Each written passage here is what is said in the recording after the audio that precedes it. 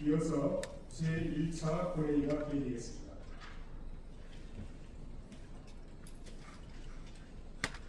성은이 기호선으로 제359회 충청남도의회 정례 제1차 본회의를 개의하겠습니다.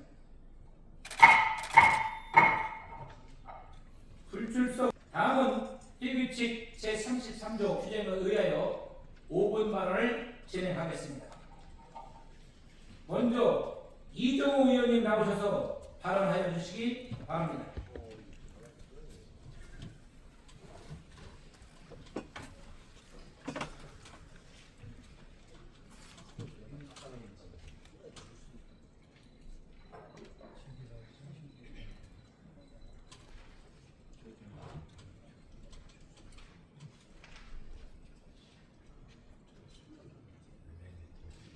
존경하는 220만 국민 여러분, 안녕하십니까.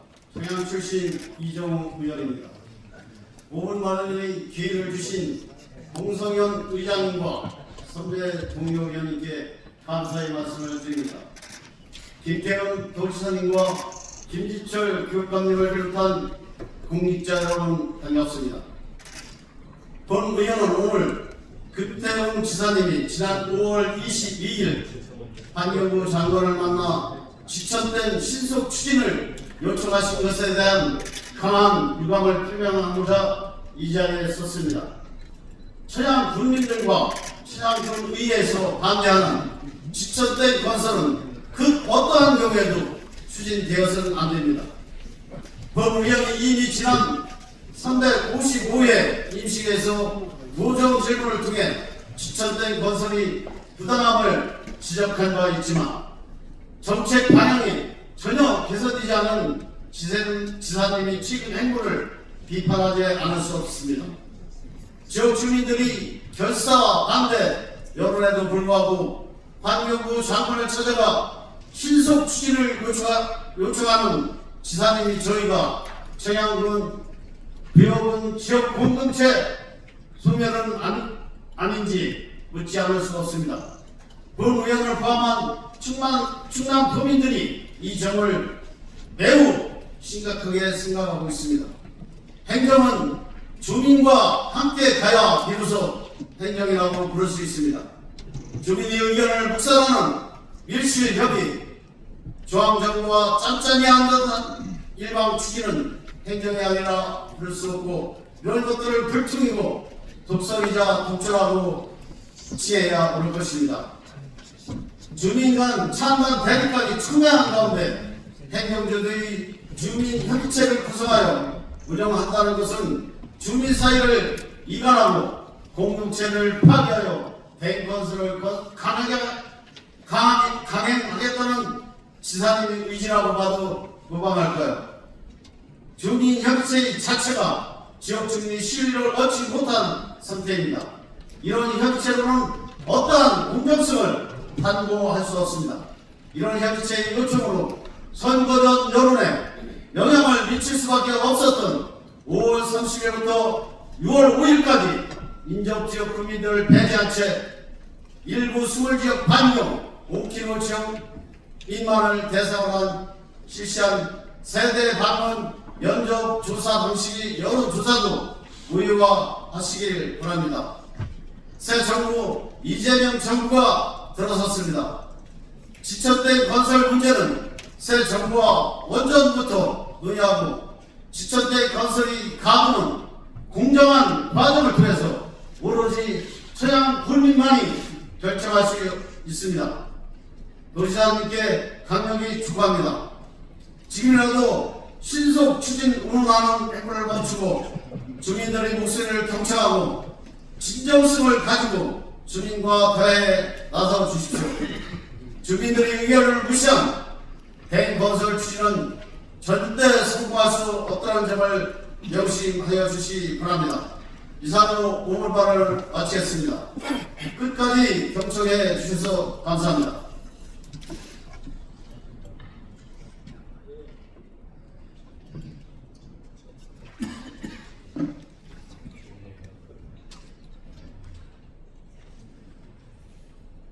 이정호 의원님 수고하셨습니다. 다음은 강한일 의원님 나오셔서 발언해 주시기 바랍니다.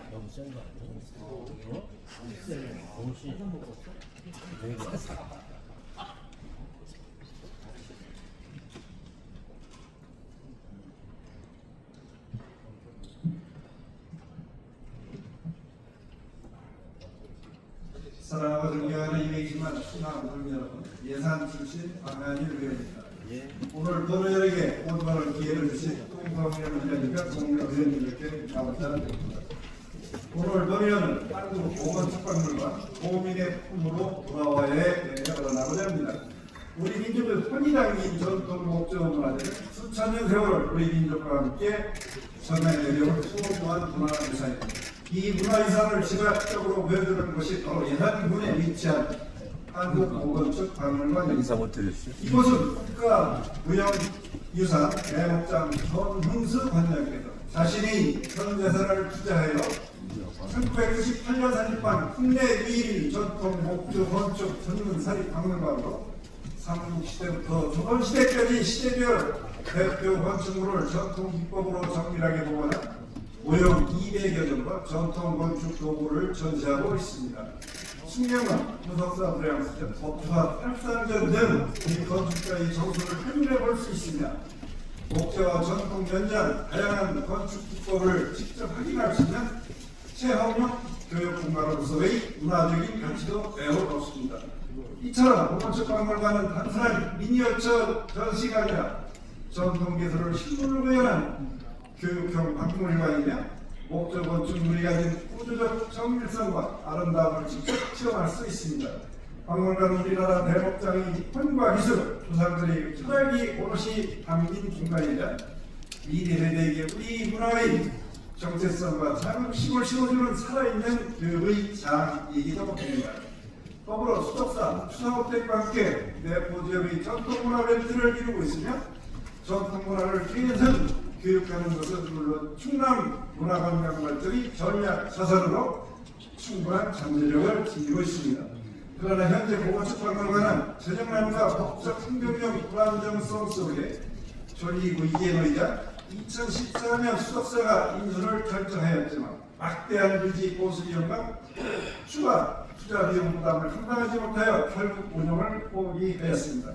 이처럼 박물관은 수년째 불안정한 상태에 놓여 있으며 이제는 민간과 교육, 종교계의 능력으로는 더 이상 유지 관리가 어려운 상황입니다.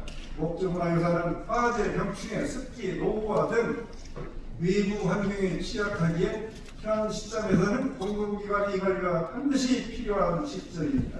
계속 이대로 방치한다면 보건축박물관이 보유한 건축물과 사료 그리고 지역의 소중한 문화자산이 사라질 위기에 처하여 있습니다. 문화유산법 제1조 제1항에서도 문화유산을 국가적, 민족적, 세계적 유산으로 규정하며 역사적, 예술적, 학술적 가치를 함께 평가해야 한다고 명시하고 있습니다. 목조문화유산은 건축물 하나하나가 시대의 철학과 기술, 미적 가치와 민족의 혼이 고스란히 담겨있는 실물 자료입니다. 이를 보호하는 일은 단순한 시설 유지가 아니라 과거와 현재, 미래를 잇는 시간의 연결고리를 지키는 충남도의 시대적 사명입니다. 현재 충남도의 문화유산 관련 예산은 전체 예산의 1.57%에 불과합니다. 그러나 문화유산을 지키는 일은 단순한 비용이 아니라 미래를 위한 전략적 투자이기에 이제 충청남도는 전통문화 보존에 대한 선제적인 접근이 필요한 시점입니다. 따라서 문화유산 보존 및 관리 예산을 대폭 확대하고 보건축 박물관과 같은 핵심 문화자산을 위한 공공관리 체계를 조속히 구축해야 합니다. 단기적으로는 충남도 차원의 관리 주체 확보, 재정 투입, 중장기적으로는 국가 등록 문화유산 지정 추진과 국도비 지원 체계를 준비해야 합니다. 보건축박물관은 목조문화유산을 지키고자 하는 대목장을 결정해서 시작했지만 이제는 도민 모두의 소중한 문화 자산입니다.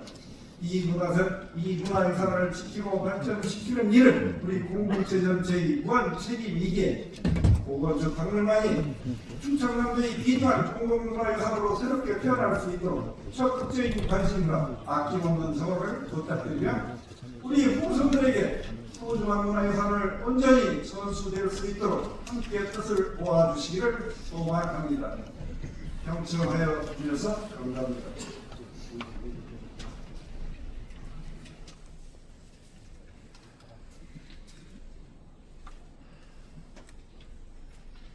강한일 의원님 수고하셨습니다.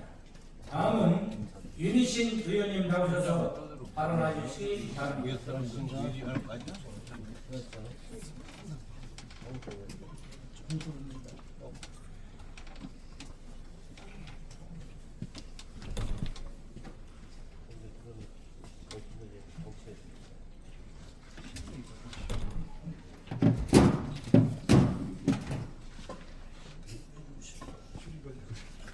안녕하십니까. 꽃과 바다의 고장 해안 출신 윤희신 의원입니다. 먼저 공군 발언의 기회를 주신 홍성현 의장님과 선배 동료 위원님들께 감사드립니다. 그리고 김태용 도지사님과 김지철 교육감님을 비롯한 공직자 여러분의 노고에 아낌없는 박수를 보내드립니다. 본 의원은 평균 수령의 증가, 출산율 저하로 초고령 사회 진입한 상황에서 노인 복지를 위한 정책 지원을 드리고자 합니다. 이후에는 한 나라의 65세 이상 비율이 7% 이상이면 고령화 사회, 14% 이상이면 고령 사회, 20% 이상일 경우 초고령 사회로 구분하고 있습니다. 행정안전부가 2024년 12월 23일 발표한 자료에 따르면 65세 이상 주민등록 인구수는 1,024만 4,550명으로 전체 주민등록 인구의 20%를 차지하며 대한민국은 초고령 사회로 진입하게 되었습니다. 17개 시도별로 살펴보면 전남의 노인 비중이 27.18%로 가장 높았고 이어 경북, 강원, 전북, 부산, 충남 순으로 나타나며 충남 역시 인구 고령화에 따른 다양한 문제점이 발생되고 있는 상황입니다. 특히 저출생 문제도 이에 큰 영향을 주고 있는데 2024년 한국의 합계 출산율은 0.75명으로 나타나며 인구 전ገብ이 더욱 가속화되고 있습니다. 이에 정부와 지방자치단체는 저출산 고령화 사회 문제 해결을 위한 다양한 정책을 펼치고 있는 상황에서 또 다른 정책을 제안합니다. 그동안 청소, 식사 등 가사 서비스, 건강 서비스가 제공되는 실버타운은 높은 보증금과 월 임대료로 인하여 접근하기 어려웠고 부지 확보의 어려움, 공급의 장기화, 시설 서비스 다양성 부족 등 소비자의 선택권이 제약된 상황입니다. 특히 보건복지부의 2024 노인복지시설 현황에 따르면 2023년 기준 노인 주거복지시설을 이용 중인 노인은 약 1만 6천여 명입니다. 이 중 노인복지주택으로 분류되는 시설은 전국에 49시여 없습니다. 입소 점원은 약 9,006명으로 65세 노인 인구 973만 명 대비 0.09%에 불과하여 앞으로 수요가 폭증할 것으로 예상됩니다. 시니어 레지던스란 고령자 복지주택, 실버스테이, 실버타운 등을 포괄하고 주거, 가사, 건강, 여가 등 다양한 서비스가 제공되는 고령 친화적 주거 공간으로 정부는 2024년 7월 23일 경제관계 장관 회의에서 공공유휴시설과 유휴국유지를 시니어 레지던스 시설로 활용 가능케 하는 등 활성화 방안을 발표하였습니다. 이에 본 의원은 돈의 필요를 활용하여 시니어 레지던스를 공급하고 이를 적극 활용해야 한다는 점을 말씀드립니다. 2025년 3월 1일 기준 충남도내 폐교 현황을 살펴보면 총 280개 폐교 중 매각, 자체 활용 등 처리 완료는 243개, 관리 폐교는 37개입니다. 관리 폐교 37개 중 대부 9개, 자체 활용 3개이며 보존관리, 매각 추진 등 미활용이 25개인 상황입니다. 한편 폐교 활용 내용을 살펴보면 양궁 연습장, 체험학습장, 특수학교, 교육기관 등으로 이루어지고 있습니다. 충청남도 교육청 폐교 관리 및 운영에 관한 조례 제2조에 따라 사회복지시설, 소득 증대시설, 귀농 기촌 지원시설 등으로 활용할 수 있지만 대부분 교육용 시설로 활용되고 있는 상황입니다. 대부분 학교 부지는 접근성이 높고 안전 기준 등을 충족하여 설계되었으며 특히 운동장 등 무대 시설 활용이 뛰어나 고령자 친화적 주거공간, 특히 돌봄 서비스, 건강 여가 서비스 제공이 가능합니다. 또한 일본의 경우 2010년대 초부터 폐교 용지와 시설을 노인 요양시설로 전환해 사용하기 시작한 사례가 있습니다. 이처럼 공공유휴시설의 활용을 통하여 전해의 자명경 속에서 노후를 즐기며 여생을 보낼 수 있도록 현재 미활용 중인 폐교를 시니어 레지던스로 활용하고 나아가 노인과 유아의 세밀한 교류가 가능한 누리자 복합 공간으로 활용도 제한합니다. 모쪼록 충청남도와 충청도 교육청의 적극 행정을 기대하며 5분 말을 마치겠습니다. 경청해 주셔서 감사합니다.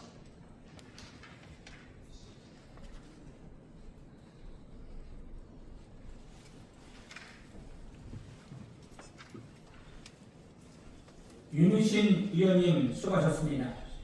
다음은 이용국 의원님 나오셔서 발언해 주시기 바랍니다.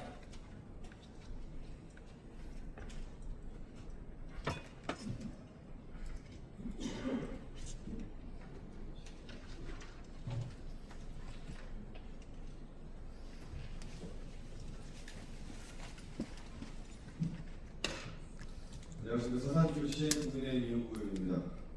존경하는 충남 도민 여러분, 항상 도민 곁에서 도민의 눈을 높게 바라보며 도민과 함께 뛰어가는 현장 1차 경험 이전 활동을 진행하고 있습니다. 오늘 본 의원은 한 명의 도의원이 있기 전에 충남의 아이들을 걱정하는 아버지의 심정으로 소규모 학교 등하교 지원을 위한 통합버스 개선을 촉구하고자 이 자리에 있습니다. 그리고 이 자리에서 분명히 말씀드리는데 그동안 우리는 아이들의 통합을 지원했습니다만 그러나 아직도 학부모님들과 학생들이 만족하는 정도의 지원은 많이 있다고 생각합니다. 우리는 아이들에게 또는 학부모님들에게 버티라고 말했고 참여라, 참아라고 요구했습니다. 그 결과 멀리 떨어진 학교에 가기 위해 차차도 타기 힘든 버스를 갈아타며 학교에 도착한 학생들, 승합차로 이동하는 학생들, 매일 아슬아슬한 등굣길을 걸어야 했던 학생들 참 안타깝게 생각합니다. 버스를 운영하고 싶어도 학생 수가 적다는 사유로 감차 내지 사양이 변경되는 등 지원이 줄어들어 학부모님들이 직접 버스를 계약하여 운영하고 있는 실정입니다. 현재 충청남도 교육청은 434개 교회에 586대 통합 차량을 운영하고 있으며 이 중 71%에 달하는 416대가 임차 차량입니다. 연간 200원이 넘는 임차비가 기타 운영비로 요구되었음에도 불구하고 소규모 학교의 비효율 문제와 업무 부담 그리고 교육지원청의 통합차량 재배치 등 자율적 관계에 부딪혀왔습니다. 그러나 이제는 다릅니다. 이제는 우리가 변화해야 될 시간입니다. 지난 4월 8일 마침내 여객자동차 운수사업법 시행령이 개정되었습니다. 개정된 시행령에는 교육감과 교육장이 통합버스를 직접 운영하여 인근 학교 학생들을 통합 지원할 수 있는 법적 근거가 마련된 만큼 더욱 효과적이고 안전한 통합 환경을 조성하는 데 최선을 다해야 할 때입니다. 이제는 바뀌어야 합니다. 아니 반드시 바꿔줘야 합니다. 이제는 학교가 아니라 교육청이 책임지고 통합적인 시스템을 구축해야 합니다. 이제는 누구는 되고 누구는 안 되는 통합이 아니라 모든 학생이 차별 없이 들릴 수 있는 공평한 통합이 되어야 합니다. 이것은 은혜를 베푸는 시혜가 아닙니다. 이것은 최소 기준의 복지입니다. 이것은 학생의 권리입니다. 도시든 농촌이든 큰 학교든 작은 학교든 우리 학생들은 똑같은 충남이고 대한민국의 학생입니다.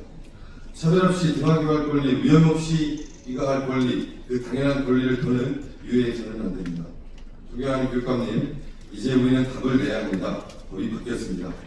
이제 공은 도교육청으로 넘어왔습니다. 바뀐 법은 시작일 뿐 진짜 변화는 지금부터입니다. 실행해 보십시오. 단 한 명의 아이도 통학에서 소외되지 않도록 철저히 시행해 주십시오. 행정 편의가 아닌 아이들의 안전과 권리를 최우선에 두고 운영해 주십시오. 예산이 부족하다면 더 요구하십시오. 시스템이 부족하다면 계약하십시오. 도전하지 않으면 변하지 않습니다. 본 의원은 오늘 이 자리에서 단호히 말씀드립니다. 저는 타협하지 않습니다. 저는 이러지 않습니다. 통합만큼 교육복지의 사각지대가 머무는 현실을 더 이상 지켜보지 않겠습니다. 우리 아이들이 살고 있는 곳이 어디든 다니는 학교가 어떤 규모든 모두가 안전하게 공평하게 통합할 수 있는 충남, 그것이 진짜 교육의 시작입니다. 그것이 진짜 정의입니다. 그것이 바로 우리가 해야 될 의무입니다. 존경하는 선배 동료 의원 여러분, 어른들의 잘못된 판단으로 아이들이 어려움을 겪는다면 우리 어른들이 다시 바꿔줘야 합니다. 우리 모두가 함께 노력하여 충남의 학생 통합 정책이 대한민국의 모범이 되길 기대하며 충남형 통합버스를 준비합시다. 이상으로 말을 마치겠습니다. 고생해주셔서 감사합니다.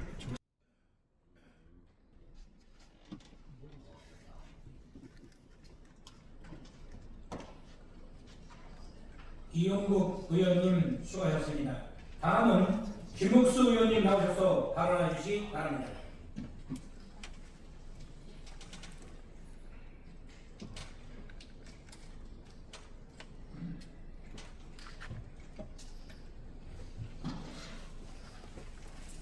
사랑하는 220만 국민 여러분, 존경하는 홍성현 의원님과 동료 의원 여러분, 그리고 김태웅 지사님과 김지철 의원님 비롯한 공직자 여러분, 안녕하십니까. 서산 출신 국민의힘 소속 김옥수 의원입니다. 오늘 저는 지난 2017년 전부터 5년여 동안 지속된 서산 현대 올림픽의 패널 유출 사건과 관련하여 충남도와 환경부 그리고 기업이 져야 할 책임과 의무에 대해 말씀드리고자 이 자리에 섰습니다. 2021년 8월 권익위 공익제보를 통해 드러난 이 사건은 계획적이고 조직적인 환경범죄였습니다. 의정부 직원인 수사 결과에 따르면 현대올뱅크는 패널을 포함한 회수 130만 톤을 기화시켜 대기 중에 배출하고 140만 톤의 폐수는 방지 시설을 거치지 않고 자회사로 불법 배출했습니다. 사건 발생 후 6년, 공익제보 후 4년 만에 법원은 지난 2월 26일 피고인 5명에게 징역형을 선고하고 법정 구속했으며 5천만 원의 벌금을 경과했습니다. 수사와 재판을 통해 확인된 사실은 충격적입니다. 깨끗한 물을 보내는 것처럼 점검을 피해가며 실제로는 독성 물질을 유출했습니다. 제1심 판결문이 범죄 1년표에 따르면 2017년 6월 8일부터 2022년 10월 31일까지 1971일 동안 범죄는 1820번 반복됐습니다. 페놀은 소화기, 호흡기, 피부 등을 통해 인체에 흡수될 수 있으며 심각한 장애나 사망을 초래할 수 있는 맹독 물질입니다. 현대올뱅크 폐수 배출 시설에 배출된 폐수는 배출 허용 기준이 2.5배의 페놀과 12.6배의 페놀류가 함유되어 방지시설을 거쳐 정화 처리 후 배출해야 합니다.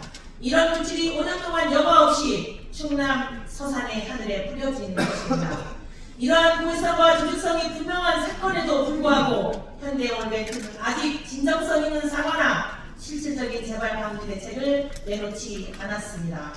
보도에 따르면 현대올뱅크는 지난 4월 30일 열린 항소심 첫 공판에서 물환경보전법이 수질 오염물질 배출 행위는 물에 섞여있는 상태로 내보내는 행위인데 현대올뱅크에서는 기화해서 오염을 심으로 이에 해당하지 않는다며 지난 2심과 마찬가지로 무죄를 주장하고 있습니다. 정부의 대응 역시 미온적입니다. 환경부는 2022년 해당 사건에 대해 1,509억 원의 과징금을 사전 통지하였으나 현재까지도 부과하지 않고 있습니다. 이는 단순한 행정 지원이 아니라 국민이 환경권과 생명권을 경시하는 중대한 직무유기의 다름 아닙니다. 충남도도 철저하지 못했습니다. 폐수 배관 철거 명령을 내렸지만 2017년 전부터 시작된 불법 행위에 대해 행정관청으로서 세밀하게 감독하지 못했습니다. 이후 해당 사업장이 환경부 소관으로 위반되자 충남도와 서산시는 그저 우리 땅에서 벌어지는 난이 소관 사무를 쳐다보는 실정입니다. 이에 본의원은 다음과 같이 충남도에 촉구합니다. 첫째, 환경부의 즉각적인 과징금 1,509억 원 부과가 필요합니다. 또한 이 과징금을 기반으로 서산 시민을 위한 특별 지원 사업이 시작되어야 합니다. 충남도 차원의 적극적인 대응과 건의가 필요합니다. 둘째, 충남도와 현대올뱅크, 서산시와 서산시민이 참여하는 지역 상생 협력체를 구성해야 합니다. 기업이 진성성 있는 사과와 반성, 대비책을 포함한 실질적인 상생 방안을 보충해내야 합니다. 셋째, 도민이 환경권, 지역 환경권을 지키기 위한 구체적이며 책임있는 조치를 마련해야 합니다. 환경부로 위반된 대형 사업장의 주도 조건 권한을 다시 찾아오고 관리 감독의 전문성을 강화해야 합니다. 기업이 애로사항만 경창할 것이 아니라 도민이 건강권을 위한 다양한 방안을 마련해야 합니다. 환경을 파괴하며 오는 의익은 결코 지속 가능하지 않습니다. 기업이 살아야 지역이 산다. 맞습니다. 하지만 지역민이 죽어가며 기업만 산다면 그것은 공존이 아니라 착취입니다. 이번 사건과 관련하여 충남 도민이 보상을 받으려면 도민이 직접 피해 사실을 입증해야 합니다. 이게 맞습니까? 이제는 생명과 안전, 환경을 우선에 두는 새로운 기준과 책임이 필요합니다. 그 출발점이 바로 오늘 이 자리 충남도 위에서부터 이루어지고 시작되길 간절히 바랍니다. 경청해 주셔서 감사합니다.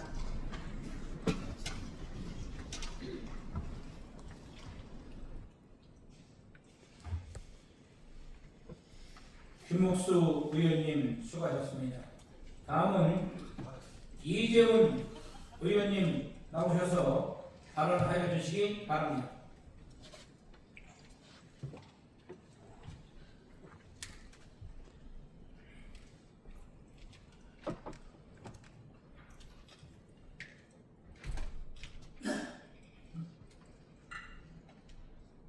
안녕하십니까. 저는 대구 출신 이재훈 의원입니다. 존경하는 홍성환 회장님과 선배 동료 의원 여러분, 그리고 김태훈 도지사님과 김지철 교육감님을 비롯한 공직자 여러분, 언론인 여러분, 반갑습니다. 대령시는 대한민국 유일 육해공 성군본부가 이체 국방 군사 보호의 정체성을 지닌 상징적인 도시임에도 이에 걸맞은 정책 지원은 미흡한 상황입니다. 도시 전체가 군과 함께 성장해왔으며 매년 대령 군문화축제가 이를 뒷받침하지만 군사 국방 자산을 보훈 문화와 연계 발전시키는 세계적인 정책은 마련되지 않았습니다. 대령시의 역사적, 지리적 특성을 적극 활용하여 보훈가치 확산과 국가를 위해 헌신한 분들의 정신을 계승, 교육하는 중심도시로 도약할 수 있도록 다양한 보훈시설과 문화정역을 활성화하는 구체적 방안이 시급합니다. 이를 통해 특히 젊은 세대에게 나라 사랑과 보훈의 의미를 효과적으로 전달할 수 있을 것입니다. 본위원의 제안은 대령시의 역할 강화와 국민 보훈의식 제고에 크게 기여할 것으로 생각됩니다. 화면에 보시는 독일의 드레스덴 군사역사박물관, 영국의 임페리얼 전쟁박물관은 세계적인 보훈 기념관입니다. 대령시가 지닌 풍부한 군사사 자산을 기반으로 전쟁 관련 자료와 유물, 기념물 등을 보존하고 전시할 수 있는 시설을 조성하고 보훈 관련 행사나 전시회를 정례화한다면 지역 경제에도 긍정적인 효과를 기대할 수 있으며 시민과 방문객 모두 국가와 군인의 희생과 헌신을 직접 체험할 수 있는 문화공간이 될 것입니다. 현재 여러 지역의 보훈 문화를 기반으로 한 다양한 시설 조성이 활발히 추진되고 있습니다. 세종시는 국가보훈광장 조성 사업을 통해 국민이 보훈과 나라 사랑의 가치를 직접 체험할 수 있는 테마 공간을 마련해 보훈 대상자에 대한 예우 상의 기능도 수행하고 있습니다. 다음으로 대전시는 대전 국립현충원과 연계한 호국 보훈파크를 계획 중입니다. 이는 호국 정신을 기리고 보훈의 의미를 되새길 수 있는 상징적인 공간으로 발전할 것이라 기대하고 있습니다. 또한 춘천시는 6.25 전쟁 당시 춘천 전투의 역사적 가치를 바탕으로 보훈 광장 조성을 논의하고 있으며 전투 관련 유물과 자료를 전시하는 역사 교육의 장으로 계획 중입니다. 이처럼 각 지자체에서 역사적 특성과 연계 보훈의 가치를 확산시키고 있습니다. 이런 사례들은 대령시가 나아가야 할 방향을 제시할 주며 군사적 상징성과 국방 거점이라는 특수성을 지닌 도시로서 보훈 문화의 정체성을 확립하고 나아가 국가가 지역 사회 간의 유대감을 강화해 시민들에게 역사적 자긍심과 공동체 의식을 높이는 계기를 마련할 것입니다. 이런 발전 방향은 대령시와 충청남도가 함께 공유하고 적극 추진해야 할 중요한 과제라고 생각합니다. 이와 함께 보훈 문화 중심 도시 완성을 위해 보훈 요양병원의 설립도 제안합니다. 충남도는 많은 현역이나 예비역 군인들이 거주하고 있는 지역으로 알려져 있고 지역적 특성에 따라 보훈 대상자들의 치료, 복지를 위한 보훈 요양병원이 필요합니다. 현재 보훈병원은 서울, 부산, 광주, 대구, 대전, 인천, 보훈 요양병원은 서울, 부산, 광주에서 운영되고 있습니다. 권역별로 살펴봐도 중부권 보훈 의료 공백을 해소하기 위해 보훈 요양병원을 설립해야 할 시점에 와 있습니다. 특히 계룡시 부사적 특성을 고려할 때 보훈 요양병원 설립에 매우 적합한 장소입니다. 보훈 대상자들에게 실질적인 의료 지원을 제공하는 한편 보훈 문화와 연계한 중심도시로서 위상을 더욱 강화하는 계기가 마련될 것입니다. 존경하는 국민 여러분, 대륙 시민 여러분, 국가를 위해 희생하고 헌신한 분들의 정신은 오늘의 대한민국을 있게 한 토대입니다. 이 숭고한 가치를 기억하고 계승하는 일은 우리가 미래 세대에게 반드시 물려줘야 할 책임이며 의무입니다. 대륙시를 보훈 문화 중심도시로 육성하고 충청남도에 보훈 요양병원을 설립하는 일은 단순한 지역개발 사업이 아닙니다. 이는 국가와 국민을 위한 존경의 실천이자 공동체가 나아가야 할 정체성과 방향성을 확립하는 길임을 기억해 주시길 바랍니다. 이상으로 보훈 발언을 마치겠습니다. 끝까지 경청해 주셔서 감사합니다.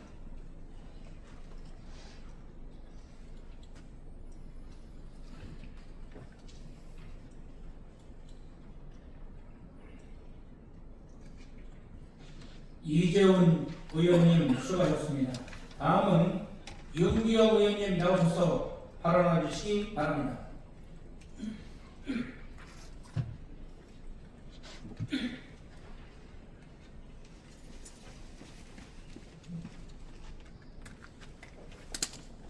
존경하는 220만 국민 여러분 반갑습니다. 순절과야 국방의 격하 충청단지 도당 문산 출신 윤경 의원입니다. 오늘 의원에게 5분 발언의 기회를 주신 홍성현 의장님과 국민 의원 여러분, 아울러 김태현 부시장님과 김기철 국감의원을 비롯한 언론 여러분께도 반가운 인사를 드립니다. 온 의원은 5분 발언을 통해 도로운전자 운전면허 반납 정책의 실효성에 대해 말씀드리고자 이 자리에 섰습니다.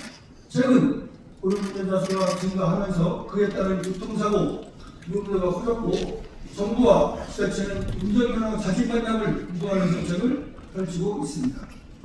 2024년 충청남도 도로운전자 교통사고는 총 1,900여 건으로 전년도에 비해 15.8% 증가하였습니다. 이는 도민들의 생명과 안정이 걸린 심각한 사회 문제로 충남뿐만 아니라 전국적으로 도로운전 사고에 대한 불안이 커지고 있습니다. 도로운전자의 운전을 계속하자니 사고 위험이 높고 면허를 제한하자니 생활이 막막해지는 딜레마의 상황입니다. 또한 지역에 따라 면허를 반납하면 일상생활이 어려워져 오도가도 못하는 상황이 생기기도 합니다. 서울과 같은 수도권, 광역시 등은 지하철, 택시, 버스 등 다양한 이동수단이 있어 면허를 반납해도 무리 없이 이용이 가능합니다. 그러나 농촌에 계신 어르신의 경우 운전면허를 반납하면 이는 단순한 반납의 문제가 아니라 일상의 인권권 박탈로 이루어집니다. 의정활동을 다니며 지역에서 말씀을 들어보면 70대, 80대의 어르신이 병원 진료를 위해 왕복 2시간 이상의 거리를 혼자 운전하며 대놓고 면허를 반납하거나 이동수단이 없는 어르신 진료를 포기하기도 했습니다. 하루에 몇 대 있지 않은 버스, 그마저도 배차 간격이 길거나 아예 없는 경우가 많아 1시간을 기다려야 하고 택시를 불러도 30분 이상 기다려야 합니다. 이렇다 보니 그런 운전자들이 직접 운전하지 않으면 기본적인 일상적인 삶조차 유지하기 어려운 것이 현실입니다. 그럼에도 불구하고 현재의 면허 반납 정책은 이 같은 현실을 충분히 반영하지 못하고 있습니다. 서류 제출 요구를 통해 교통정책과에서 제출받은 시군별 운전자 면허반납 현황을 보면 2024년 기준 32%, 괴로움시 1.23%입니다. 하지만 농촌지역인 청양, 부여, 해안의 경우 차례대로 1.31, 1.28, 0.5%입니다. 이는 도시보다 농촌에서 면허반납이 어려운 구조조건을 보여주는 것입니다. 더불어 시군별 면허반납 리센트 면허를 살펴보았습니다. 도내 15개 시군 중 12개 시군이 1년에 한 10만 원 지원에 그치며 일부 지역만 30만 원을 지급합니다. 운전하지 않고 운전면허만 가지고 있는 사람이 면허를 받아가는 것은 문제가 되지 않습니다. 그러나 일상생활을 유지하다가 운전면허를 반납하는 사람에게는 턱없이 부족한 지원책입니다. 매년 지급이 아니라 일회성에 그치기 때문에 농촌이나 도서, 상간 지역에서는 불편함이 따를 수밖에 없습니다. 어느 운전자에 대한 일률적인 운전면허 반납 정책을 지향하고 대신 교통사고를 낮춰야 한다는 문제의식을 바탕으로 오늘은 다음 세 가지 개선 방안을 제안합니다. 첫째, 오늘 운전자에 대한 정기적인 교통능력 검사 교육을 적극 검토하여 주시기 바랍니다. 운전 능력은 개인의 신체 및 인지 능력에 따라 달라질 수 있습니다. 현재 75세 이상은 3년마다 면허 갱신을 해야 하고 인지검사도 의무화되어 있습니다. 검사 횟수를 확대하거나 일부 지자체에서 인지검사 비용을 지원하고 있는 만큼 우리 도도 면허갱신 비용의 일부를 지원하는 방안을 검토해야 합니다. 둘째, 다양한 운전자 방지 장치 등을 교통 취약 지역에 널리 보급하여 안전을 보장하여 주시길 바랍니다. 최근 경찰이 해당 운전자 방지 장치를 무상 지원하는 사업을 실시하였고 우리도 이 경우 소천군이 대상이 되었는데 확대 실시를 검토하여 주시기 바랍니다. 앞서 또한 예방적 차원의 정책만으로 부족하다면 셋째, 여러 반납 지원금 확대 또한 검토가 필요합니다. 문제 제기되는 일회성 10만 원의 지원금은 실질적인 대안으로 부족합니다. 자차 운전이 유일한 이동수단인 농촌에는 면허 반납의 불편을 대체하는 수준만큼의 보장 정책이 필요합니다. 존경하는 김기현 부사님, 도로가는 피할 수 없는 시간의 흐름입니다. 지금 우리는 위험을 막는 동시에 지역 주민들의 삶을 지켜주는 것이 필요합니다. 정부와 지자체가 머리를 맞대고 고령운전자 문제를 풀어나가야 합니다. 이제는 안전과 구정의 균형, 그 협력을 농촌의 현실에서 찾아야 됩니다. 경청해 주셔서 감사합니다.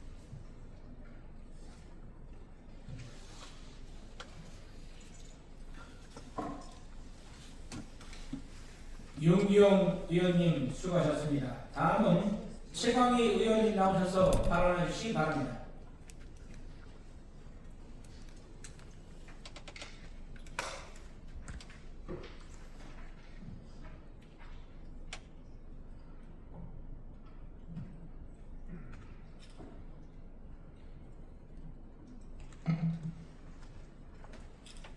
존경하는 220만 국민 여러분, 호준지입니다. 2023년 기준 전국 발전량의 약 25%를 분당해 오고 있으며 전국 석탄 화력 발전소의 절반이 충남에 있습니다. 지금도 충남은 대한민국 에너지 공급의 핵심 지역입니다. 하지만 눈에 보이는 성과 뒤에는 도민들이 감내해온 막대한 희생이 존재합니다. 대기오염과 해양 생태계 파괴는 도민의 건강을 위협하고 그로 인한 사회적 비용 발생 등으로 지역 재정 여건과 도민들의 삶의 질까지 위협받고 있습니다. 2024년 기준 킬로와트시당 0.6원이 화력발전 지역 자원 시설세로 과세되고 있지만 실제 오염물질 배출과 그에 따른 외부 비용을 고려할 때 서울시 의자 해양이 12.95원, 강진이 9.22원, 고령 7.22원의 추가적인 비용이 더 필요하다는 분석입니다.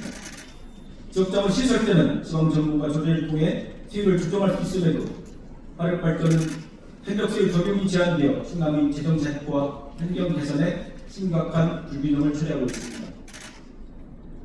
지방정부의 탄핵 자주권 보장과 발전소의 오염 정도와 외부 비용을 반영한 차등 탄력수요 기준 도입이 꼭 필요한 이유입니다. 단순한 세수 확보를 넘어 환경 정의 실현과 지속 가능한 지역사회 위한 재정적 기반이 될 것입니다. 우리는 지금 에너지 전환이 기로에 서 있습니다. 작년 6월 이른바 군산 에너지법이 시행되었고 이를 통한 전기요금 거리 기재의 도입은 전력 생산지에 유리한 제도입니다. 전력 자급률 200%를 넘기며 수도권이 전력을 담당해온 충남으로서는 최대의 후기가 될 것입니다. 정부는 분산 에너지 특화 지역 이른바 분산 특구 지정을 본격화하고 있습니다. 충남은 대규모 전력 수요 공급 기반을 갖춘 지역으로 분산 특구 지정에 최적의 조건을 갖추고 있습니다. 특구로 지정되는 전력계통 투자 우선 지원, 전력 직접 거래 허용, 에너지 자립형 산업단지 조성 등 다양한 정책적 혜택을 누릴 수 있게 됩니다. 이를 기반으로 태양광과 풍력, ESS 중심의 I200 기반 신재생 전환 정책을 본격화할 수 있습니다. 여러분, 바로 지금이 충남이 전력 주도를 확보하고 에너지 대전환 전략을 구체화해야 할 골든 타임입니다. 충남이 생산하는 풍부한 전력을 적극 활용하여 AI, 반도체 등 미래 신산업 기술을 선도적으로 확보하고 에너지 전환 시대의 중심으로 자리매김하여야 하며 국가 전력 안정을 위해 불가피한 화력 발전에 대해서는 지역의 피해와 기여를 정당하게 반영한 공정한 보상과 과세 자주권 확보가 필요합니다. 이 모든 정책의 실현을 위해 다른 지역과의 차별화된 강점을 전략적으로 주도적으로 확대해 나갈 수 있는 충청남도 에너지국의 신설이 반드시 검토되어야 합니다. 오늘날 국제사회는 에너지에 집중하고 있습니다. 에너지 정책은 수급예측, 기술개발, 효율 제고, 에너지 빈곤층 지원, 기후변화 대응, 생활 전반을 포괄하는 고도의 전문성과 전략이 필요한 핵심 영역입니다. 에너지국은 국제 에너지 가격 불안, 에너지 안보 위협, 기후위기 등 복합적인 문제에 대응하고 다양한 부서 간의 정책을 조정하며 지속 가능한 미래를 이끄는 역할을 할 것입니다. 에너지 전환은 미래 패권의 핵심이며 에너지 안보는 곧 국가 안보입니다. 미국과 유럽은 이미 앞서 나가고 있습니다. 중국도 화석 연료 의존을 줄이고 전력 중심의 기술 자립을 통해 국가 안보와 경쟁력을 강화하고 있습니다. 국제 에너지 기구는 전 세계 전력 수요의 급등을 전망하며 AI, 전기차, 데이터 센터 등 전력 기반 산업이 미래 산업의 중심이 될 것임을 강조하고 있습니다. 우리 충남이 더욱 힘센 충남이 되기 위해서 에너지를 핵심으로 한 미래 신산업 선도 지역으로 육성하여야 한 단계 더 도약할 수 있습니다. 이제 충남이 단순히 전력 공급 요충지에 대해 머물 것인지 탄소 중립과 에너지 전환 허브로 거듭날 것인지 우리 결단에 달려 있습니다. 전력 공급 기업들을 감안한 에너지 파시리티 개편과 그에 따른 정당한 충남도의 전력 요금책을 마련해 나가야 합니다. 또한 에너지국 이를 위해 전담 조직 에너지국이 뒷받침되어 전력 시스템 전환과 관련 산업 기반을 조성해 나간다면 석탄 화력 등으로 인한 지역의 어려움과 위기를 새로운 신산업 육성의 기회로 재탄생시킬 수 있습니다. 끝까지 경청해 주셔서 감사합니다.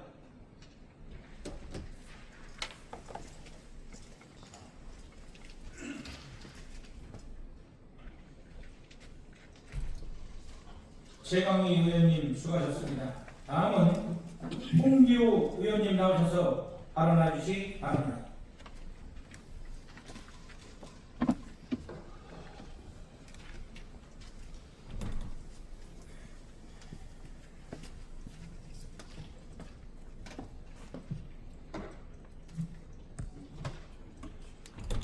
존경하는 220만 충남 도민 여러분, 강림 출신 더불어민주당 홍기우 의원입니다.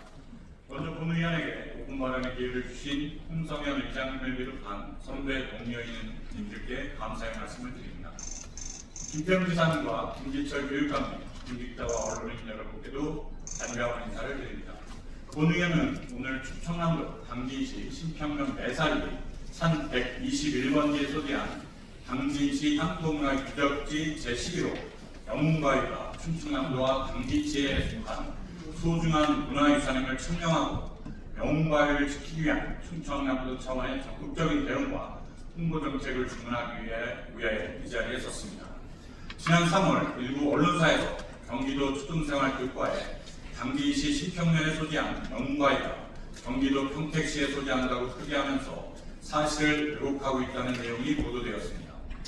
포털 사이트를 통해 영웅바위를 검색해보면 마치 영웅바위가 경기도나 평택시에 소재한 것처럼 보이는 언론 기사나 관련 글들을 쉽게 찾아볼 수 있습니다.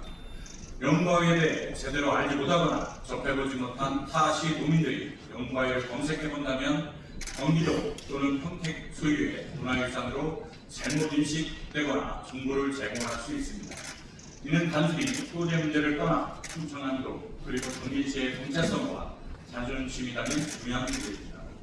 역사적으로나 지리적으로나 영광은 명백한 충청남도와 당진시에 소재한 소중한 우리의 문화유산입니다. 명과이와 경기도 평택시에 소재한다는 주장은 역사적으로나 지리적으로나 매우 무책임한 주장입니다. 삼국시대의 이마필기에 따르면 한진 등류에 영웅함이 우뚝 서 있는데 그 높이가 100척가량 된다고 기록되어 있으며 조선 왕조실록에도 충청도 영궁함으로 대흥 여주도에도 영웅함으로 해상 경계상 충청남도와 당진에 포함되어 있습니다. 이처럼 역사적, 지리적으로, 지리적으로 지배하고 있는 충청남도 당진시에 소재한 소중한 문화유산에 대해 충남도는 잘못된 정보를 바로잡으려는 노력과 홍보를 얼마나 하고 있는지 의문입니다.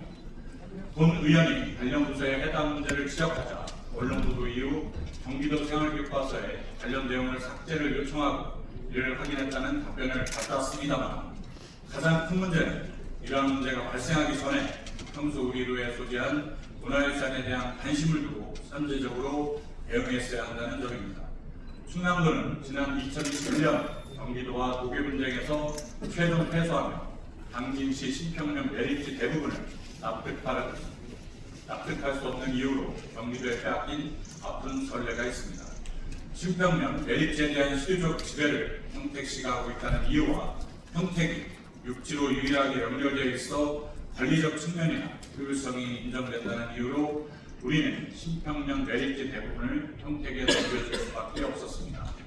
우리는 지난 도계 분쟁을 반면교사 삼아 다시는 같은 일이 반복되지 않도록 해야 합니다. 명과에는 충남도와 당진시의 행정, 해상 경제를 구분하는 데 큰 역할을 하고 있으며 지난 도계 분쟁의 선례를 볼 때 앞으로도 명과의 소유권과 소재지는 중요한 문제로 작용될 수 있음이 분명합니다. 이것만으로도 우리가 명과를 더욱 소중히 지키고 충청남도와 당진시의 소유, 소재하고 있음을 널리 홍보하고 명확히 해야 할 이유는 충분합니다.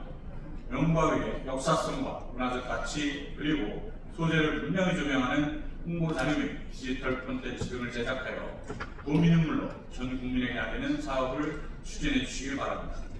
또한 당진시가 추진하고 있는 영웅과유를 충청남도 지정 문화유산으로 등재하는 절차에 적극적으로 협력하고 조속히 추진해 주시길 바랍니다. 또한 향후 국가유산청 등 관계기관과 협의하여 국가유산으로 승격할 수 있는 중장기 플랜을 수립해 주시기 바랍니다. 존경하는 220만 충남 도민 여러분, 그리고 도민을 위해 일하시는 공직자 여러분, 이번 영웅과의 사태를 보고 충남도 차원의 명확한 대응은 찾아보기 어려웠습니다. 지역의 문화유산을 지키는 일은 단지 과거를 보존하는 일이 아닙니다. 현재 우리의 자존감을 지키는 일이며 2대 세대에게 정체성을 물려주는 일입니다. 충남도가 영웅과의 주인으로서 더욱더 적극적으로 대응해 줄 것을 요청드리며 이상으로 5분 발언을 마치겠습니다. 경청해 주셔서 감사합니다.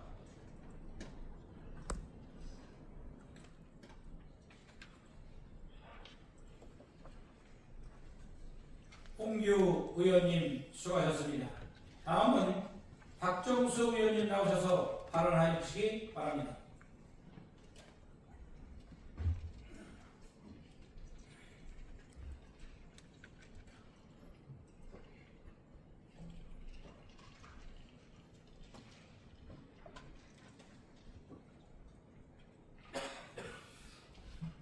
존경하는 220만 충남도민 여러분 안녕하십니까. 보도리부장 천안의 광덕 풍세 신방동을 지역으로 가는 박정수 의원입니다. 본 의원에게 5만 원의 기회를 주신 존경하는 홍성현 의장님을 비롯한 선배 동료 의원 여러분께 깊은 감사의 인사를 드립니다. 아울러 김태형 지사님, 김지철 교육감님 비롯한 공무원 여러분들도 반가운 인사를 드립니다. 저는 오늘 5만 원을 통해 고령화 시대에 꼭 필요한 화재 경보, 시각 표지 감지기 설치 의무화에 대하여 말씀드리고자 합니다. 자료를 보시면 모두 아시다시피 우리나라는 세계에서 가장 빠른 속도로 고령화가 진행되고 있습니다. 특히 충청남도는 이미 전체 인구 중 65세 이상 고령 인구 비율이 22%를 넘기며 초고령 사회로 진입하였습니다. 이와 함께 고령자 1인 가구나 노인 부부만 거주하는 가구 또한 빠르게 증가하고 있습니다. 이러한 사회구조의 변화는 노인에 대한 정책 패러다임의 전환을 요구하고 있습니다. 복지와 돌봄을 넘어 노인의 생명을 지키는 주거 안전 대책 마련 또한 시급한 과제가 되고 있습니다. 특히 화재는 고령자에게 치명적입니다. 화재가 발생해도 신체 기능 저하로 빠르게 대피하지 못하고 청력 저하나 인지 기능 감퇴로 인해 화재 경보음을 듣지 못해 인명피해로 이어지는 경우가 많습니다. 화면을 봐주시죠. 보시는 영상은 얼마 전 저희 지역구 마을에 화재 발생하여 소방관들이 불길을 치료하는 모습을 본 의원이 직접 목격하고 휴대폰으로 촬영한 영상입니다. 다행히 지역 주민이 빠른 신고로 소방관들이 빠르게 불길을 잡았습니다. 화면에서 보시듯 이 집에 거주하시는 두 어르신은 이렇게 화재가 났음에도 불구하고 화재를 진화하는 소란과 화재 경보음을 듣지 못하다 소방관들이 강제로 문을 개방하고서야 집 밖으로 대피하셨습니다. 이렇게 집에 화재가 크게 발생했음에도 불구하고 이 어르신들이 빠르게 대피하지 못한 이유는 무엇일까요? 이는 다름 아닌 난청으로 화재 경보 소리를 듣지 못했기 때문입니다. 실제로 소방청 통계에 따르면 2014년부터 2023년까지 10년간 주택 화재로 인한 사망자 중 36.4%인 523명이 70세 이상의 노인으로 나타나고 있습니다. 이는 단순한 수치 이상의 경고 신호입니다. 현재 충남의 주택에 설치되고 있는 일반 화재 감지기는 대부분 청각 중심의 경보 방식입니다. 화재 발생 시 삐삐 소리를 내는 이 경고음은 대부분의 사람에게는 효과적일 수 있지만 청각 장애인이나 난청 있는 고령자에게는 거의 위험지입니다. 특히 보청기를 착용하지 않고 있는 상태라면 화재 경보음을 전혀 듣지 못하고 사고로 이어질 가능성이 매우 높습니다. 이러한 한계를 극복하기 위해 필요한 것은 바로 시각표시 화재 감지기입니다. 이 감지기는 소리뿐만 아니라 강한 빛빛이나 전멸 등을 함께 작동시켜 청각뿐만 아니라 시각적으로 화재의 상황을 인식할 수 있도록 돕는 장치입니다. 특히 고령층과 청각 장애인에게 큰 도움이 되는 실질적인 생명 보호 장치입니다.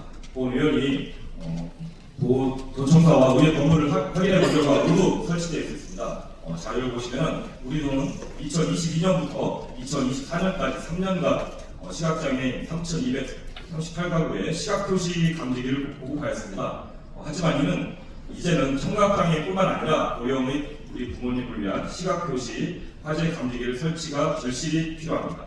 이에 본 의원은 오늘 이 자리에서 다음과 같은 정책 제안을 드립니다. 첫째, 청각장애인뿐만 아니라 충청남도 70세 이상의 고령자 가구가 거주하는 주택에는 시각표시 화재 감지기를 설치를 의무적으로 보급 지원하여 사회적 약자의 안전을 지킬 수 있도록 해야 합니다. 둘째, 야간에 보청기를 착용하지 않고 잠든 어르신을 위하여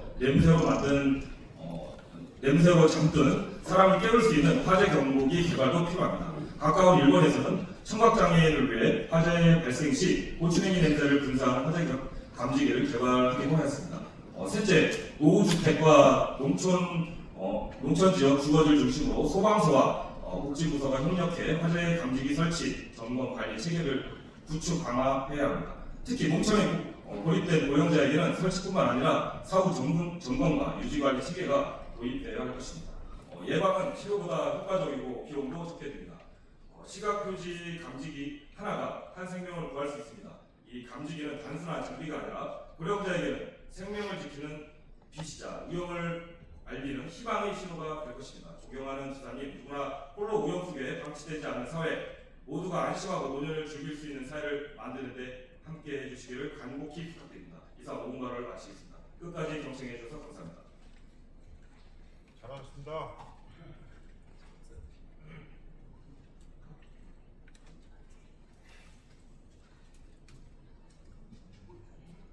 박정수 의원님 수고하셨습니다. 다음은 현상범 의원님 나오셔서 발언해 주시기 바랍니다.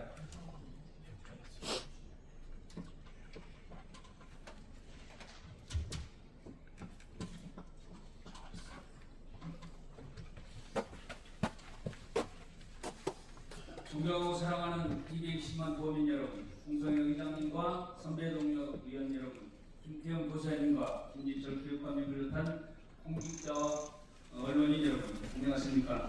국내 최초 2027 섬 비엔날레 개최지 보령 출신 한상봉 의원입니다. 2027년도 원산도 고대부를 시작해서 5개 섬에서 2년 간격으로 개최되는 섬 비엔날레의 성공적인 개최를 위한 당부의 말씀을 드리고자 이 자리에 섰습니다. 저는 지난 2월에 자연과 예술의 섬 일본 나오시마를 섬 비엔날레 개최지 5개 섬 이장들과 자리로 다녀온 바가 있습니다. 섬 이장들이 그곳에서 배우고 많은 것을 느끼고 온 것은 아마 비엔날레 밑거리 될 것이라 믿습니다. 나오시마는 1980년대 중반까지만 해도 환경오염과 인구 감소로 실험하던 외딴 섬이었습니다.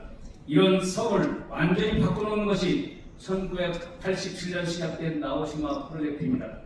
산업 폐기물 처리장으로 오염되어 버려진 섬을 한 기업가가 단순히 미술관만 건립하는 게 아니라 섬 전체를 현대 미술과 자연에 어우러진 공간으로 변화시키겠다는 일념으로 예술을 지역 활성화의 강력한 수단으로 활용하여 나오시마 프로젝트가 시작되었습니다. 또한 나오시마의 성공 사례를 바탕으로 2010년부터 나오시마를 중심으로 주변 10개 섬들을 묶어서 3년마다 세토우치 예술제가 열리고 있습니다. 현재 나오시마는 꼭 여행 가봐야 할 세계 7대 명소로 선정되어 있고 세토우치 국제예술제 기간에는 전 세계 관광객이 100만 명 정도나 다녀간다고 합니다. 이렇게 성공하기까지는 모든 과정에서 주민들의 도움과 참여가 늘 함께하여서 가능했다고 합니다. 모든 프로젝트가 섬의 고유한 정체성을 보존한 채 미리 계획된 시기에는 개발을 자제하는 등 주민들의 입장에서 개발이 이루어졌고 세토우치 국제예술제 또한 주민들이 예술제 준비와 전 과정에 적극적으로 참여함으로써 예술 관계자들만의 축제가 아닌 지역 전체의 축제가 되었다고 합니다. 바다와 섬의 이미지를 내세우고 고유성 지역 공동체 이 가치를 중요하게 여기며 주민과 초점을 맞추고 그들이 삶을 방해하지 않고 그들에게 도움을 주며 주민에게 활력을 불어넣는 것입니다. 성공적인 도시 재생의 중심은 사람에 있으며 주민들이 지속 가능하게 삶을 도전시키고 살아갈 수 있도록 하는 것은 무엇보다도 가장 우선시되어야 할 목표라는 것을 나오시마는 증명하고 있었습니다.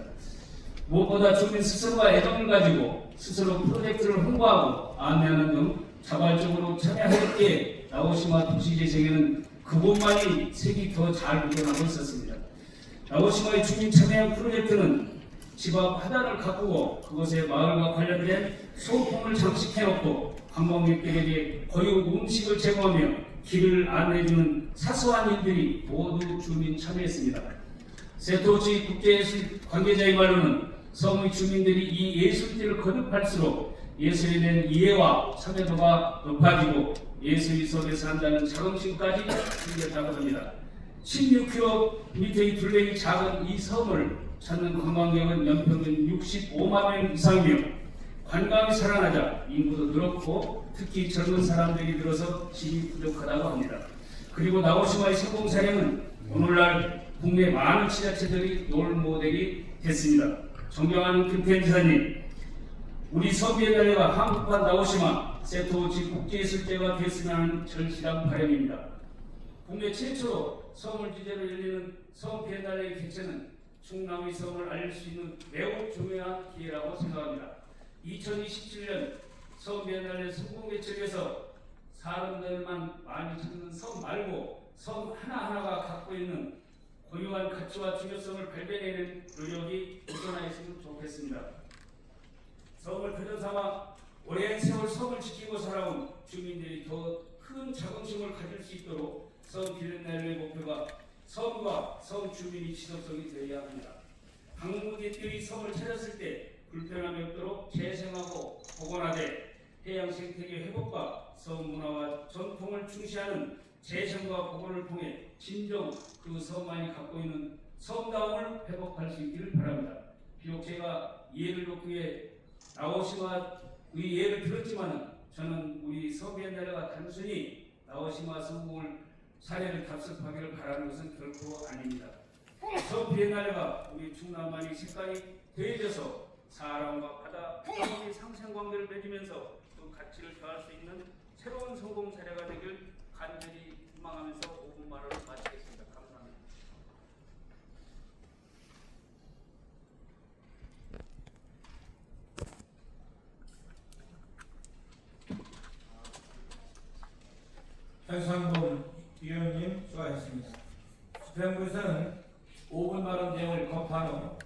정책에 적극 반영해 주시기 바랍니다. 이상으로 5분 발언을 마치겠습니다.